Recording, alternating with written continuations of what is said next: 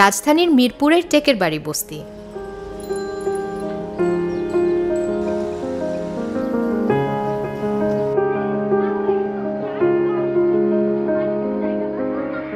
এখানকার বাসিন্দাদের জীবনযাত্রার মান উন্নয়নে বেসরকারি সংস্থা Eco Social Development Organization ESDO 2018 সালের শুরুতে স্যানিটেশন এবং সেফ ড্রিঙ্কিং ওয়াটার দেওয়ার উদ্দেশ্য নিয়ে কাজ শুরু করে।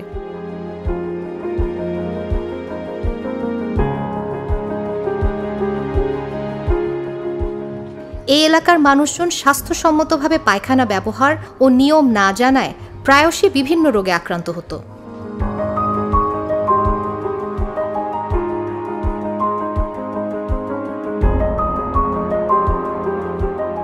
ইএসডিওর প্রকল্প শুরু হওয়ার পর তাদের এসব রোগে আক্রান্ত হওয়ার সংখ্যা ধীরে ধীরে কমতে থাকে।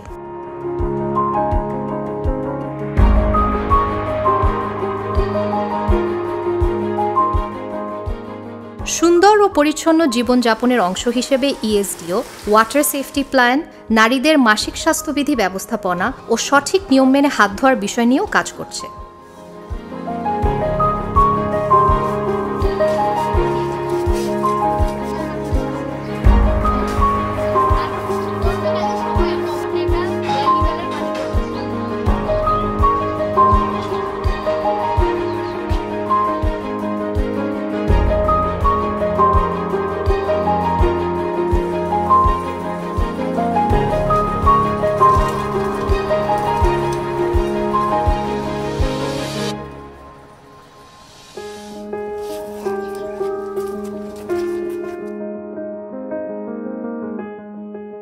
ইএসডিও এই প্রকল্পের মাঠ পর্যায়ের ব্যবস্থাপনার জন্য টেকের বাড়ি সহ আরও 3টি বস্তিতে মোট 150 জন কিশোরীকে স্বেচ্ছাসেবক হিসেবে প্রশিক্ষণ দিয়েছে, যাদের তারা চেঞ্জ এজেন্ট হিসেবে অভিহিত করছে।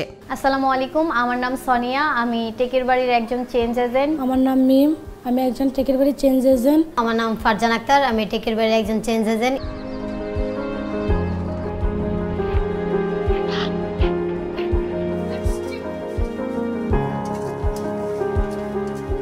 করোনা মহামারী আসার পর থেকে 131 জন চেঞ্জ এজেন্ট মাঠ পর্যায়ে কাজ করছে। তারা এই বস্তিগুলোর ঘরে ঘরে গিয়ে sanitation, safe drinking water, hygiene behaviour ও মেনস্ট্রুয়াল হাইজিন ম্যানেজমেন্ট বিষয়ে সচেতনতা তৈরি করছে।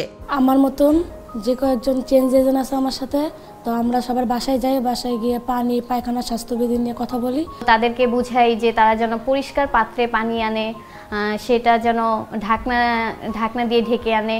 তাদেরকে আমরা বলি যে পানি কীভাবে আমাদের সংগ্রহণ করতে হবে, নিরাপদ পানি কীভাবে আমাদের পান করতে হবে, তারপর পায়খানা আমাদের কীভাবে ব্যবহার করতে হবে, আর মার্শিকের ব্যাপারে আমরা কথা বলি। তাদেরকে বলি যে তারা যেন প্যাড ইউজ করে, আর যদি কাপড় ইউজ করে কুসুম গরম পানি দিয়ে স্যাভলন দিয়ে ধুয়ে যেন কড়া রোদ্রে শুকায়, শুকানোর পরে সেটা যেন ভাঁজ করে আমরা যেখানে কাপড় রাখি সেখানে যেন ওই কাপড়টা রাখে। টয়লেটে যাওয়ার আগে সাবান দিয়ে হাত ধোয়, স্যান্ডেল পায়ে দিয়ে যায়, আর বসার আগে কোমরে অবশ্যই পানি দিতে হবে। ব্যবহারের পরে প্রচুর পরিমাণে পানি ঢালতে হবে। বের হওয়ার পর 2 হাত সাবান দিয়ে ধুতে হবে। এই চেঞ্জ এজেন্টরা করোনাকালীন সময়েও স্বাস্থ্যবিধি মেনে তাদের কার্যক্রম চলমান রেখেছিল। করোনাকালীন সময় যে তাদের মাস্ক ব্যবহার করতে বলি, 3 ফিট দূরত্ব থাকার কথা বলি, সার্কেল চিহ্ন দেই, মাইকিং করি, তারপর বিভিন্ন ধরনের রিপ্লেট বিতরণ করি, তারা যেন 20 সেকেন্ড হাত ধোয় সেই কথা বলি। হাত ধোয়ার 8টা ধাপ আছে। প্রথমত হাত পানিতে ভিজিয়ে নিতে হবে, তারপর 2 হাতে সাবান মাখতে হবে, তারপর অবশ্যই তারা যেন 2 হাতে ভালো করে ফেনা তৈরি করে, হাতের আঙুলের ফাঁকে ফাঁকে যেন তারা ঘষে, বৃদ্ধা আঙুল ঘষে, তারপরে হাতের তালু, নখ এগুলো পরিষ্কার করে যেন নিরাপদ পানি দিয়ে তারা হাত দুটা ধুয়ে শুকনো কাপড় কিংবা বাতাসের মাধ্যমে তারা যেন হাত দুটা শুকিয়ে নেয়।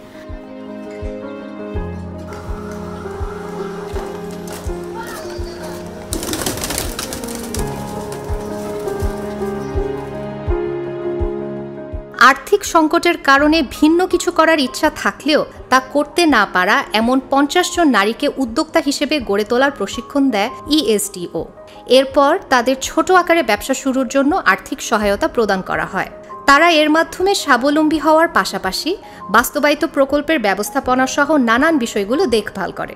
আসসালামু আলাইকুম, আমার নাম সুমাইয়া আক্তার, আমি টেকের বাড়ি এলাকার ইএসডিওর একজন নারী উদ্যোক্তা। ইএসডিও থেকে আমাকে কিছু ব্যবসার জন্য অনুদান দেওয়া হয়েছে, তারপর ট্রেনিং দেওয়া হয়েছে যে ব্যবসা আমি কিভাবে করব, ব্যবসার জন্য আমার কি কি করতে হবে, আমি ব্যবসায় কিভাবে লাভ করতে পারবো। আমি আমার কিছু প্যাড, তারপর সাবান, বিভিন্ন আইটেমের সাবান, তারপর হচ্ছে অ্যান্টিসেপটিক, তারপর করোনাকালীন সময়ে হ্যান্ড স্যানিটাইজার, তারপর টুথপেস্ট যেগুলো আছে, তারপর ডিটারজেন্ট, আমি এই আইটেমগুলো যেগুলো হাইজিনিক প্রোডাক্ট সেই আইটেমগুলো আমি উঠাইছি।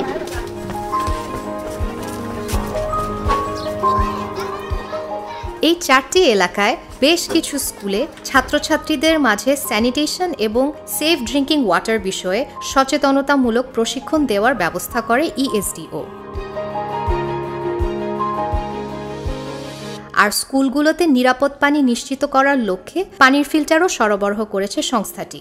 এই বিষয়ে মনিটরিং কার্যক্রম পরিচালনা করছে ওই স্কুলেরই শিক্ষক শিক্ষিকারা।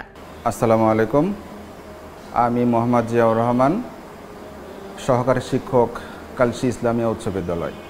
ইএসডিওর সাথে যুক্ত হওয়ার পর আমরা যারা শিক্ষক শিক্ষিকা, আমাদের স্কুলের সম্মানিত প্রধান শিক্ষক, ম্যানেজিং কমিটির সদস্য সবাই শিক্ষার্থীদের স্বাস্থ্য সচেতন হওয়ার ব্যাপারে বিভিন্ন সচেতনামূলক কর্মকাণ্ড আমরা করেছি।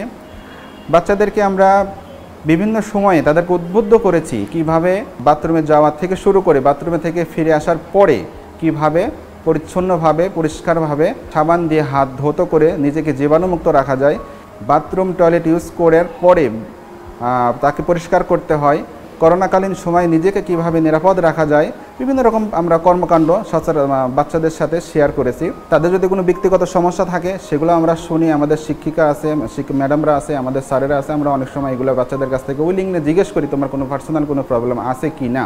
সর্বোপরি আমি বলবো ইএসডিও আসার পর থেকে আমাদের বিদ্যালয়ে যে শিক্ষার পরিবেশের পাশাপাশি তাদেরকে স্বাস্থ্যবিধি মানা, স্বাস্থ্য সচেতন হওয়া, অন্যকে স্বাস্থ্যবিধি মানা, স্বাস্থ্য সচেতন করার ক্ষেত্রে বিভিন্ন সময় তাদেরকে আমরা পরামর্শসূচক কথাবার্তা বলে তাদেরকে উদ্বুদ্ধ রাখার চেষ্টা করেছি।